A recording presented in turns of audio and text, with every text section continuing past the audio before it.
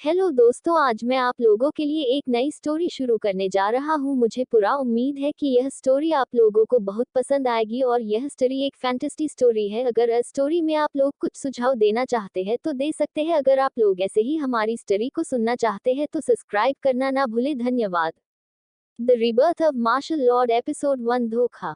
एक गुफा के अंदर एक घायल लड़का अपने सामने खड़े लड़के को ध्यान से देख रहा था। वह इस वक्त बहुत ज्यादा घायल था। तभी उसने कहा, मयंक, तुम मुझे क्यों मारना चाहते हो? मैं तो तुम्हें अपना सबसे अच्छा दोस्त मानता हूँ। ये लड़का कोई और नहीं बल्कि उस दुनिया का सबसे ताकतवर मार्शल सम्राट था, जिसके पास अनोखी शक्तियां थी। वह दुनिया के मार्शल सम्राटों की लिस्ट में नंबर 1 था। वहीं उसके सामने खड़ा आदमी, उसका सबसे अच्छा दोस्त मयंक, सम्राट रैंक में तीसरे स्थान पर था। उन दोनों को एक पुरानी गुफा के अंदर एक कलाकृति मिली थी, जिसके बाद मयंक के दिल में खोट आ गया था। वह उस कलाकृति को प्राप्त करना चाहता था, इसलिए उसने पहले ही पूरी दुनिया में यह फैला दिया कि माधव के पास एक प्राचीन कलाकृति है, जिससे आसपास की सभी शक्तियों को कंट्रोल किया जा सकता है और इंसान मार्शल देवता भी बन सकता है। इसके बाद दुनिया के सभी लोग माधव के पीछे पड़ गए थे, जिसके कारण माधव उनसे लड़ते लड़ते घायल हो गया था। तभी मयंक ने इस मौके का फायदा उठाया और उसे मारने का अच्छा अवसर पाया।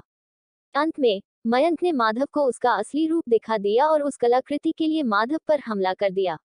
हालांकि माधव बहुत ज्यादा ताकतवर था, लेकिन कई लड़ाइयों के बाद वह बुरी तरह से घायल और थक चुका था। उसी वक्त मयंक ने उस पर हमला कर दिया। वह इस हालत में अब कैसे मार्शल सम्राट का सामना कर सकता था, इसलिए उसने अपनी कलाकृति को उड़ा दिया ताकि उसके साथ मयंक भी मारा जाए। The rebirth of martial lord episode 2।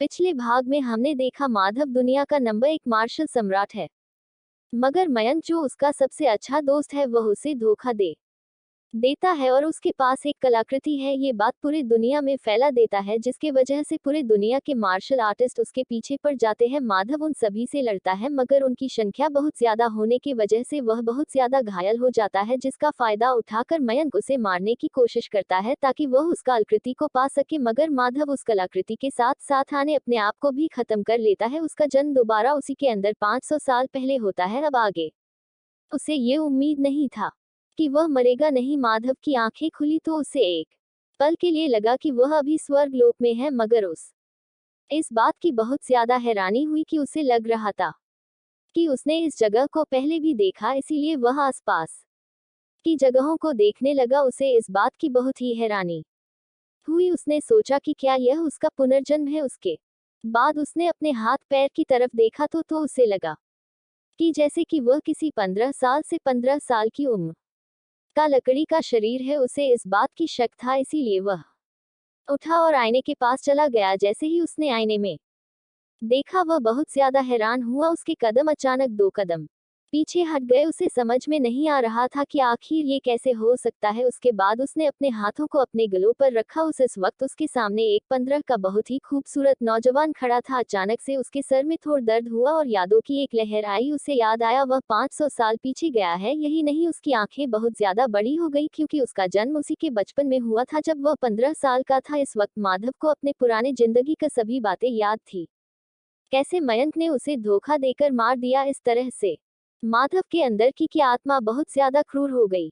उसके बाद वह बोला, क्या बात है, बहुत शौक है न तुम्हें मार्शल देवता बनने का? मैं तुमसे ये वादा करता हूँ कि तुम कभी भी मार्शल देव नहीं बन पाओगे। ये कहते वक्त अचानक शक्तियां बहुत ज्यादा भयानक हो गई थी। माधव ने अपने आप को संभाला। उसके बाद उसने देखा कि उसके अंदर का कोर बर्बाद हो चुका है, इसीलिए उसने पहले अपने कोर को ठीक करने का सोचा। उसके बाद वह सामने जमीन पर बैठ गया। अपने यादों में बहुत से मार्शल आर्ट को जानकारी देखने लगा कि कौन उसके लिए सबसे ज्यादा अच्छी होगी, जो उसके लिए आगे चलकर बहुत ज्यादा मददगार होगी। बहुत सोचने के बाद उसने ध्यान एक मार्शल आर्ट आया। 9 ड्रैगन गॉड की मार्शल आर्ट थी। इसके अंदर 9 ड्रैगन गॉड्स की शक्तियां थी, इसीलिए उसने उसी मार्शल आर्ट को याद किया। उसके बाद वह अपनी शक्तियों को इकट्ठा करके अपने कोर को उसके जरिए ठीक करने लगा। जैसे जैसे ये हो रही थी, अचानक से उसकी शक्तियों में बहुत ज्यादा हलचल होने लगी।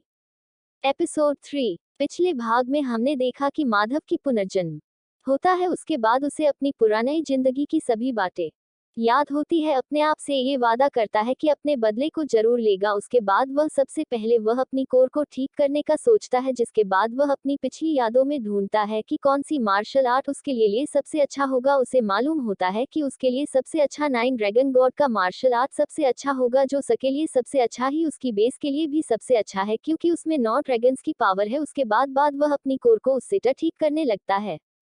अब आगे, जैसे ही माधव अपने शक्तियों को इकट्ठा करता है और अपनी सभी शक्तियों को इकट्ठा करके उसने अपने कोर को ठीक करने लगता। पहले वह भी शक्ति शोधन के चरम पर था, मगर उसकी शक्ति समुद्र और शक्ति कोर को बर्बाद हो जाने की वजह से वह दोबारा से शून्य रैंक पर गया था। इसी उसने अपने कोर को ठीक करने लगा। वह अपनी कल्टिवेशन कर ही रहा था, इस वक्त अचानक उसके नाभि के पास बहुत ज्यादा दर्द होने लगा। ये दर्द उसके बर्दाश्त से बाहर था। उसने किसी तरह अपने आप को संभाला, मगर इससे कोई भी फर्क नहीं पड़ा, क्योंकि उसने कुछ भी कर ले वह दर्द उससे बर्दाश्त ही नहीं हो रहा था। माधव ने अपने आप को संभाला, उसके बाद उसने अपनी पूरी शक्तियों को अपने कोर के अंदर भेजने लगा। इस वक्त उसके अंदर 9 रंग की शक्तियां घूम रही थी। तभी अचानक से उस 9 रंग की शक्तियों ने माधव के अंदर की शक्तियों को बहुत ज्यादा हलचल होने लगी। उसके बाद एक छोटा सा धमका हुआ, जिसके बाद उसने अपनी आंखों को खोला, जिसके बाद उसने एक राहत की सांस ली, क्योंकि वह अब भौतिक रैंक पर पहुंच चुका था। उसने एक बार बाहर की तरफ देखा, फिर उसने देख कि अचानक से कोई उसके कमरे की तरफ आ रहा है। कुछ पल के लिए उसे कुछ समझ में नहीं आया, तभी दरवाजा खुला और उसके सामने एक हरी ड्रेस वाली बहुत ही खूबसूरत लड़की उसके सामने खड़ी थी। उसके बाद अचानक से उसके अंदर यादों की एक लहर आई, जिससे उसके यादों में बसी आकृति उसे मिलने लगी। तभी उसे ध्यान आया कि क्या हुआ था और वह लड़की कौन। चुकी बात यह था कि वह रॉय परिवार का उत्तराधिकारी है। यही नहीं, वह इस परिवार के ही नहीं, आसपास के शहरों में भी सबसे उत्कृष्ट मार्शल आर्टिस्ट है। उसके लेवल का, उसके उम्र का मार्शल आर्टिस्ट की भी नहीं था। उसे रॉय परिवार का उत्तराधिकारी बोला जाता था। जिसके बाद एक दिन वह अपने मंगेतर शालिनी के साथ वह कुछ जड़ी बूटियां लेने के लिए जंगल में चला गया, जिसे वह उसकी मंगेतर यानी शालिनी जानवरों के झुंड में गिर गई थी। उसे बचने के चक्कर में माधव की शक्तियों का कोर बर्बाद हो गया था। यही वजह था कि माधव की शक्तियां नष्ट हो गई, मगर जब उसकी आंखें खुली तो उनसे देखा कि उसके सामने उसके मंगेतर खड़ी थी। उसने उससे बोला कि वह इस शहर की सबसे उत्कृष्ट और सुंदर लड़की है, वह उस जैसे कचरे के साथ कैसे रह सकती है। इसीलिए उसने उसे अपनी मांगनी तोड़ दी, जिससे उन्हें बहुत ज्यादा परेशानी होने लगी। तभी किसी ने उसी के परिवार का सदस्य ने उसको मरने की कोशिश की, मगर वह कैसी तरह बच गया। उसके बाद सभी ने मिलकर उसके माँ से सभी हक ले लिया और उसे पापा के दवारा दिया गया। सभी चीजें भी साथ में उन्होंने उन तीनों को रॉय परिवार से बाहर कर दिया। जो योद्धा रॉय परिवार का भविष्य था, वह सड़कों पे घूम रहा था। इस सदमे को उसकी माँ बर्दाश्त नहीं कर सकी और उनकी मौत हो गई, और कुछ दिन बाद उसकी बहन की भी नहीं जी पाई। उन दोनों के जाने के बाद वह बिल्कुल अकेला हो गया था।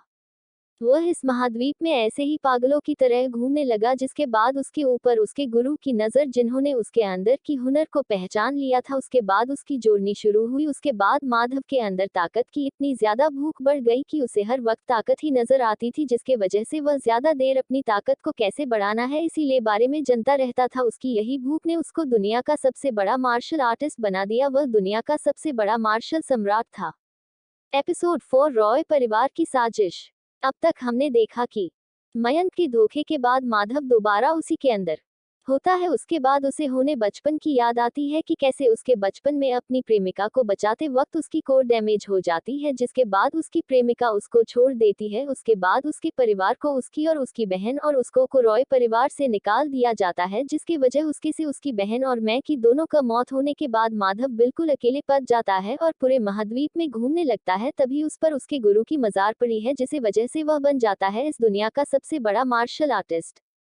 अब आगे, जैसे ही माधव को ये याद आता है, उसकी आंखें पूरी तरह से लाल हो जाता है। उसने अपने आप से ये वादा किया को किसने उसकी माँ और उसको परेशान किया है, वह उन्हें नहीं छोड़ने वाला। तभी उसने कहा कि प्यार सच में अंधा होता है। नेहा, तुमने सच बोला था कि हम दोनों एक दयनीय से नहीं है, पर सभी चीजों का 1000 गुना बदला चुकाना होगा तुम्हें या तुम्हारी इस सो कॉल्ड रॉय परिवार को। उसके बाद उसने एक पल पल के अपनी आंखों को बंद किया। उसके बाद तभी वह सामने देखता है, जिसे देखते ही माधव के चेहरे पर एक मुस्कान आ जाता है। तभी माधव बोला, क्या बात है छोटी, आज तो और भी खूबसूरत लग रही हो, लगता है कि तुम्हारे भाई को तुम्हारे लिए कोई अच्छा सा लड़का ढूंढना होगा। उसकी बात सुनकर सामने वाली लड़की मेहिका, जो माधव की बहन है, वह शर्मा जाती है। वह जल्दी से आकर देव के सीने से लग जाती है। इस वक्त उसके बाद माधव के आंखों में देखते हुए वह कहती है कि भाई, मैं आपको छोड़कर कहीं पर भी नहीं जाने वाली, और न माँ आप ठीक हो गए, नहीं तो जानते नहीं थे कि मैं और माँ आपको लेकर कितने ज्यादा परेशान हो गए थे। उसकी बात सुनकर माधव ने उसके माथे शहलाते हुए बोला, देखो मैं अभी बिल्कुल ठीक हूँ, अब तुम्हें परेशान होने की जरूरत नहीं है। उसके बाद वह बोला, माँ कहाँ पर है? उसकी बात पर मेहिका बोली, भाई आप परेशान न हो, मैं बड़े चाचा के पास गई है ताकि वह भतीजी के द्वारा दिया हुआ अकादमी की इनविटेशन को ले ले, ताकि आप अकादमी में जाकर ठीक कर सके। उसकी बात पर माधव ने दोबारा पूछा कि अभी तुमने कह कि माँ कहाँ गई है, तभी उसे कुछ याद की क्या है? तभी माधव बोला, माँ जाना चाहिए था। उसकी बात पर मेहिका बोली, भाई माँ को क्यों नहीं जाना चाहिए, वो तो आपके लिए ही गई है। उसकी बात पर माधव ने दोबारा से अपनी आंखें बंद की। उसे याद आया कि बुजुर्ग दिन ही मीटिंग करके उसे राजकुमार के पद से हटाया था और नेहा को उसकी जगह रॉय परिवार के उत्तराधिकारी बनने का ऑफर। क्या माँ ने वहां पर इस वक्त जाकर गलत नहीं कर दिया? क्या उन्हें वहां पर बेइज्जती का सामना नहीं करना पड़ेगा? तभी माधव ने अपनी आंखों को बंद किया। उसके बाद उसने गुस्से में कहा, अगर उन्होंने मेरे माँ के साथ कुछ भी करने की कोशिश को होगी तो आज उन सभी के लिए अच्छा नहीं होगा। मैं इस परिवार को बर्बाद कर दूंगा, ये भूल जाऊंगा कि यह कभी मेरा भी परिवार है। उसके बाद वह जल्दी से मेहिका से बोला, मेहिका तुम मेरा इंतजार करो, मैं कुछ वक्त में माँ को ढूंढ कर आता हूँ। मेहिका कुछ बोलना चाहती थी पर माधव बोला, मैंने कहा ना मेरा इंतजार करो। उसकी बात बोली और माधव जल्दी वहां से निकला गया। उसने सोचा कि मुझे जाने में ज्यादा देर नहीं हुई होगी। इस वक्त परिवार के हॉल में एक बुजुर्ग खड़ा हुआ। उसके बाद अपने सामने खड़ी औरत से बोला, माधव एक उत्कृष्ट मार्शल योद्धा था, पर वह बहुत ज्यादा बेवकूफ था, इसीलिए उसने अपने शक्तियों के कोर को बर्बाद कर दिया, जिसकी वजह से अब वह उत्तराधिकारी बनने के लायक नहीं है। इसलिए उसे परिवार के उत्तराधिकारी के पद से हटाया जाता है और नेहा को यह विरासत में मिलेगा। रॉय परिवार के बुजुर्ग ने घमंड भरी आवाज में बोला। उसके सामने एक अधेड़ उम्र की महिला बैठा हुई थी और एक पल में उसका चेहरा पीला पड़ गया और उसकी आंखें गुस्से और उदासीनता से भरी हुई थी। वह कोई और नहीं, माधव की गीता रॉय थी। वह आज बुजुर्ग से मिलने आई थी, तभी वह आज रॉय प्रियवर के असामी की इनविटेशन पत्र को सके, जिसे परिवार से माधव के लिए रखा हुआ था, जिससे माधव कोलार अकादमी में शामिल हो सके और अपने शक्तियों के कोर जो जागृत कर सके। लेकिन ये बुरी खबर सुनाने की उम्मीद नहीं थी कि परिवार माधव को उत्तराधिकारी के पद देंगे। सभी बुजुर्ग उस औरत को हिंद भवन से देख रहे थे। वही उन सभी के बीच एक सुंदर लड़की बैठी थी, जिसका चेहरे की भाव बिल्कुल सख्त और ठंडी थी। वह गुस्से में गीता जी को घूर रही थी।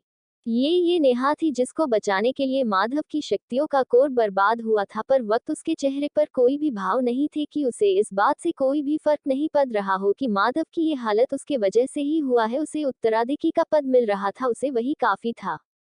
तभी न सभी के कानों में गीता जी की आवाज पड़ी, मुझे आप लोगों से कुछ भी नहीं चाहिए, बस आप अकादमी के प्रवेश पत्र को मुझे दे दे ताकि माधव अपने कोर को ठीक कर सके। तभी एक कड़क आवाज हॉल गूंजी, माधव एक बेकार इंसान है और क्या उसके लिए ये देना सही होगा? क्या माधव जैसे कचड़े के लिए हमें इतने बड़े खजाने को गंवाना चाहिए? उस आवाज को सुनकर सभी ने उस तरफ देखा। उन्होंने देखा कि वह कोई और नहीं, नेहा के पिता और माधव का दूसरा चाचा दिलीप रॉय है। एपिसोड 5, माधव का गुस्सा।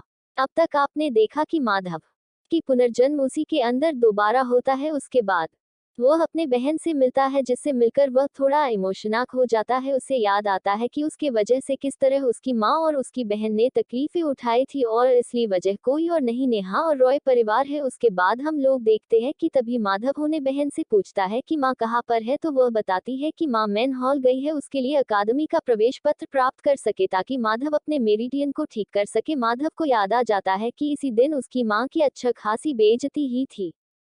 अब आगे तभी वह बोला, ये इनविटेशन पत्र सिर्फ मेरी बेटी के लिए है और वही है जो इस लायक है कि वह अकादमी जा सके, वह इस परिवार के लिए कुछ कर सकती है। उसकी बात सुनकर गीता भोए तन गई। वह बोली, क्या बकवास लार हो, तुमने मेरे बेटे का राजकुमार का पद ले लिया, अब मेरे पति के की एकलौती दी हुई चीज को ले रहे हो। मेरे पति ने उसे बहुत ही मुश्किल से प्राप्त किया और उसे माधव को दे दिया। उसकी बात सुनकर नेहा के पिता गुस्सा हो गया। वह बोला, तुम्हारी हिम्मत कैसे हुई परिवार के खिलाफ जाने की? भाभी तुम एक महिला हो और तुम कोई भी फैसला नहीं कर सकती, जो भी करना है घर के बड़े लोग करेंगे, इसीलिए मैं तुम्हें कुछ चांदी के सिक्के दे रहा हूँ और तुम यहाँ से जा सकती हो। क्या माधव अकादमी में जाने के लायक है? पूरे रॉय परिवार में सिर्फ नेहा ही है जो अकादमी में जाने के लायक है, इसीलिए भरम में न रही कि तुम्हें वह मिलेगा। उसकी बात सुनकर गीता जजी को गुस्सा आ गया। उसके बाद वह बोली, मैं इस अन्याय को नहीं मान सकती। यह मेरे पति के द्वारा छोड़ा गया था और उसका परिवार से कोई को भी ताल्लुक नहीं है। अगर तुम लोगों ने उसे नहीं दिया तो तुम लोगों के साथ सही नहीं होगा। इस वक्त गीता जी की आंखें इस वक्त पूरी तरह से लाल हो गई थी। तभी छोटे बुजुर्ग ने कहा, तुम्हारी हिम्मत कैसे हुई परिवार के खिलाफ जाने की? उसके बाद उसने नौकरों से बोला कि आगे बढ़ो और इसे 2 थप्पड़ लगाओ। उसकी बात सुनकर दो तो योद्धा उन्होंने गीता जी के दोनों गलों पर चांटा मार दिया इसे, जिससे उनके होंठ फट गए और उनके मुंह से खून आने लगा। ये सब देखकर वहां और खड़े सभी लोगों के चेहरे पर एक मचकिया मुस्कान थी, मगर किसी ने रोकने की कोशिश नहीं। तभी वहां और अचानक वहां पर एक आकृति आ गई। उसे देखते ही गीता जी को बहुत हिचड़नी हुई। उन्होंने सोचा कि क्या माधव कोमा से उठ और यहाँ भी आ गया। तभी माधव की नजर अचानक से गीता जी के ऊपर पड़ी। तभी उसके आंखों में एक अलग ही भाव थे। इस वक्त उसके हल्की हल्की नूर रंग की शक्ति निकल रही थी। तभी माधव ने कहा, जिसने भी तय किया है ये नहीं करना चाहिए था, उसे मेरे माँ के ऊपर हाथ नहीं उठाना चाहिए था। उसकी बात सुनकर छोटा बुजुर्ग बोला, कचड़े तुम्हारी हिम्मत कैसे हुई मैं हॉल में आने की? उसकी बात पर माधव के चेहरे पर क्रूर मुस्कान आ गए। वह एक पल में ही आगे बढ़ा। उसकी हाथ अचानक से हल्के ड्रैगन की जैसे हो गई। भले ही माधव इस वक्त भौतिक क्षेत्र के 9वें स्तर पर था, पर उसकी हिंसक और डरावनी आभा ने सब दिया। इस समय सभी बहुत हैरान थे। उन्हें समझ में नहीं आ रहा था कि जब माधव की शक्तियों को कोर बर्बाद हो चुका है तो इतनी ज्यादा भयानक शक्ति कैसे निकल सकता है। माधव इन सभी बातों से दरकिनार गार्ड से बोला, तुम्हारी हिम्मत कैसे हुई मेरी माँ को हाथ लगाने की? उसकी बात सुनकर वह गार्ड बोला, कचड़े तुम्हारी इतनी हिम्मत कि तुम मुझसे सवाल करो। वह भी आगे बढ़ा, मगर वह कुछ समझ पाता कि माधव की शक्तिशाली मुट्ठी आकर उस गार्ड के सीने पर लग गई, जिससे वह आदमी वहीं पर बेहोश हो गया। ये देखकर दूसरा आदमी डर गया। वह चौथे बुजुर्ग की तरफ भागने लगा और बोला, चौथे बुजुर्ग मुझे बचाए। उसकी बात अभी पूरी भी नहीं हुई थी कि माधव अपने जगह से भूत की तरह गायब हो गया और उस आदमी के पास प्रकट हुआ। उसके बाद उसकी मुट्ठी उसके सर से टकरा गई। उस गार्ड की सर तरबूज की तरह फट गया और वह वहां पर मारा गया। पूरा मैन हॉल खून के गंध से भर भर गया था। किसी को ये समझ में नहीं आया कि आखिर माधव इतना ज्यादा खतरनाक कैसे हो सकता है। वह बुजुर्गों के सामने ही उनके गार्ड को कैसे मार सकता। सबसे ज्यादा हैरानी की बात तो ये थी कि दोनों गार्ड माधव से एक स्तर ऊपर के थे। उसके अंदर की शक्तियों का कोर ही नहीं, उसके देंतिया सागर भी बर्बाद हो गया था। इन दोनों के बर्बाद होने के बाद भी उसके पास इतनी भयानक युद्ध शक्ति कैसे हो सकती थी। माधव ने उनमें से किसी पर भी ध्यान नहीं दिया और गीता जी के पास चला गया। उसके बाद उसने उनसे पूछा, माँ क्या तुम सही हो? मुझे माफ करना कि मैं तुम्हारा बेटा बनने के लायक नहीं हूँ, मेरे रहते हुए भी तुम्हारे साथ, और मैं वक्त पर पहुँच भी नहीं पाया। उसके बाद उसने गीता जी देखा। इस वक्त उनकी आंखों और उनकी हालत देखकर वह थोड़ा घबरा कांपता हुआ आगे बढ़ा। उसके बाद उसने उन्हें सहारा देकर खड़ा किया।